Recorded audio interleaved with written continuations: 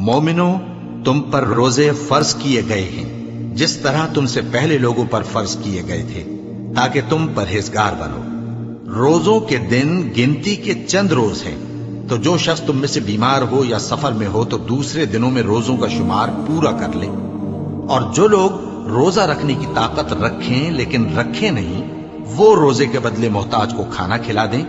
اور جو کوئی اپنی مرضی سے زیادہ نیکی کرے تو اس کے حق میں زیادہ اچھا ہے، اور اگر سمجھو تو روزہ رکھنا ہی تمہارے حق میں بہتر ہے۔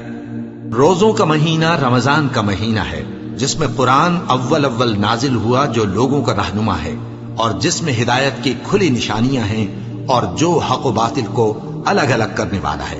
تو جو کوئی تم میں سے اس مہینے میں موجود ہو چاہیے کہ پورے مہینے کے روزے رکھے، اور جو بیمار ہو یا سفر میں ہو تو دوسرے دنوں میں روزے رکھ کر ان کا شمار پورا کر لے۔ اللہ تمہارے حق میں آسانی چاہتا ہے اور سختی نہیں چاہتا، اور یہ آسانی کا حکم اس لیے دیا گیا ہے کہ تم روزوں کا شمار پورا کر لو، اور اس احسان کے بدلے کہ اللہ نے تم کو ہدایت بخشی ہے تم اس کو بزرگی سے یاد کرو اور اس کا شکر کرو۔ اور اے پیغمبر، جب تم سے میرے بندے میرے بارے میں دریافت کریں تو انہیں معلوم ہو کہ میں تو تمہارے پاس ہی ہوں۔ جب کوئی پکارنے والا مجھے پکارتا ہے تو میں اس کی دعا قبول کرتا ہوں۔ تو ان کو چاہیے کہ میرے حکموں کو مانیں اور مجھ پر ایمان رکھیں تاکہ نیک رستہ پائیں۔ روزوں کی راتوں میں تمہارے لیے اپنی عورتوں کے پاس جانا جائز کر دیا گیا ہے، وہ تمہاری پوشاک ہیں اور تم ان کی پوشاک ہو۔ اللہ کو معلوم ہے کہ تم ان کے پاس جانے سے اپنے حق میں خیانت کرتے تھے، سو اس نے تم پر مہربانی کی اور تمہاری حرکات سے درگزر فرمائی، تو اب تم کو اختیار ہے کہ ان سے مباشرت کرو۔